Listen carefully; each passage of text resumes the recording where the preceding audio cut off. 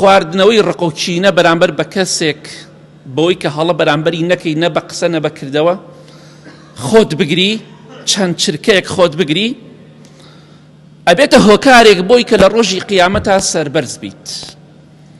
پرسیار لە هەر کەسێکتان بکەم ئێستا بڵێم کێ پێی خۆشە سەربەرز بێ لە دنیا و قیامەت؟ هەمووتان دەست بەرزەکەن ئێمە پێمان خۆشە. پێتان خۆشە؟ فەرمووی بیسەلمێنە. پێت خۆشە سەربەرز بی لە ساحەی مەحشەر؟ تەشبیهات نەبێ. ئێستا لەناو ئەم مەجلیسە ئەگەر جومعە نەبێ غەیری جومعە کۆڕێک دروست ببێ، لەو کۆڕا کەسێک لە ئێوە بانگ بکرێ، چەندێ پێتان خۆشە؟ 1000 نەفەر دانیشتووە، کەسێک بانگ کاک فڵان کەس خەڵاتێک تەکەین وەرە پێشەوە، لەنا ئەو هەموو خەڵکە تۆ بانگ کرێ، چەندێ پێت خۆشە؟ چەندێ پێی سەربەرزە بی؟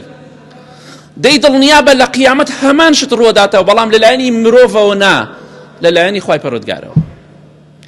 خۆشەویستی خوا فەرمێ صلی الله عليه وسلم لە حەدیثێکی صحیح جامع صغیرە، هەر کەسێک ڕقوچینەی خۆی بخواتەوە، من کەظەمە غەیظا وهو قادر على أن ينفذه دعاه الله على رؤوس الخلائق حتى يخيره الله من أي الحور العين يزوجه منها ما يشاء.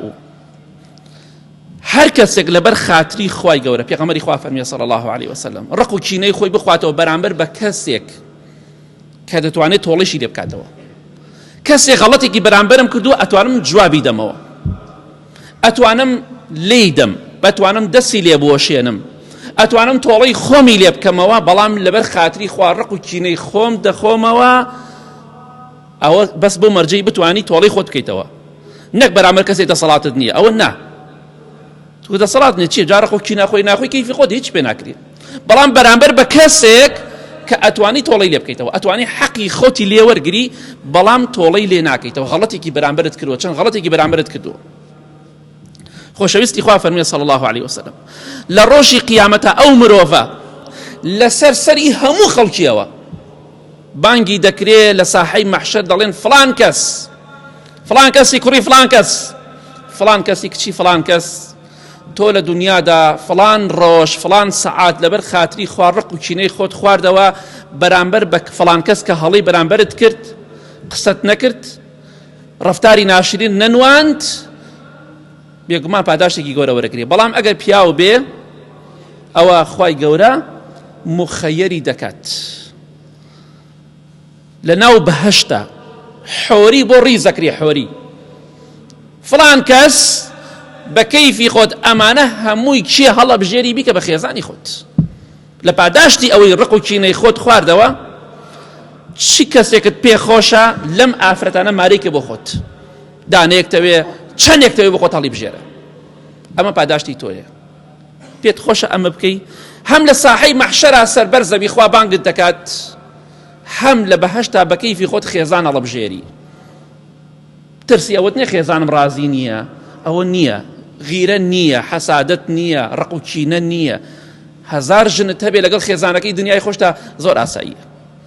ڕقوچینەوشت نییە، بۆی لەوەکۆ نییە لێرە بترسی توش کێشە بیت، ئەوە نییە. بە کەیفی خۆت هەڵی بژێرەوە خێزانی خۆتە، قەسر ئامادەیە، ڤێلا ئامادەیە، هەموو مەسروفێکت ئامادەیە و هیچ کێشەی مەسروفاتت نەبێت، چەندێ خۆشە. کەواتە ڕقوچینە خواردنەوە چاکە یا تۆڵەکردنەوە لە کەسی تاوانبار، بێگومان ڕقوچینە خواردنەوە پاداشتەکەی زۆر گەورەیە.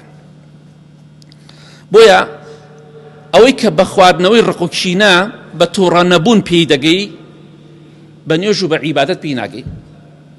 واتە نوێژ و عیبادەتی سونەت تۆ ناگەنێتە هەندێک پلۆپایە، کاکە خەڵکەیە شەو نوێژەکە بەڵام ڕۆشتی جوان نییە، لای خەڵکی ڕێزی نییە، خەڵکیشەیە ماشەڵڵا ئەمەندە لەسەر خۆیە، ئەمەندە نەرمونیانە، یعنی کە ئەیبینیت ئەو ئیسلامە لە دڵتا شیری نەبێت. هەستەکەی ئەو ئینسانە ئینسانێکی زۆر بە شەخسیەتە، خاوەنی ڕێز و شکۆیە، چونکە خۆڕاگرە، ئەو دەقەیە خۆیەگرێ و تۆڕە نابێت. کەواتە خۆت ڕاگرە، با خەڵ نەڵێ فڵان کەس پیاوێکی عەسەبی و بێکەڵکە، تووڕەیە، عەسەبیە. عەسەبیەتی پێمان خۆش بێ یا پێمان ناخۆش بێ، لە منەوە تا گشتان هەر کەسێک بەپیت تووڕەبوونەکەمان ڕێژەی شێتیمان تایە، چونکە تووڕەبوون هەموو شتێک ڕوەدات. ئەوەی کە لە تووڕەبوون ئەیکەی دوای شەرمیلەکەی، کەواتە جۆرێکە لە جۆرەکانی نیمچە شێتی، بەڵام ئیتر هەیە زۆر هەیە کەم، هەیە کە دەسەوە شێنە، شتە شکێنێ. ئەمە شێتی نیە، شێتی چییە؟ پارە بە پارەی خۆشتی کڕۆ تێشکێنێ، بەڵام ئەو شێتێ کاتیە. بەڵام ئەگە ئینسانی لەسەر خۆ بێ عاقڵە تێگەیشت و خۆڕاگرێ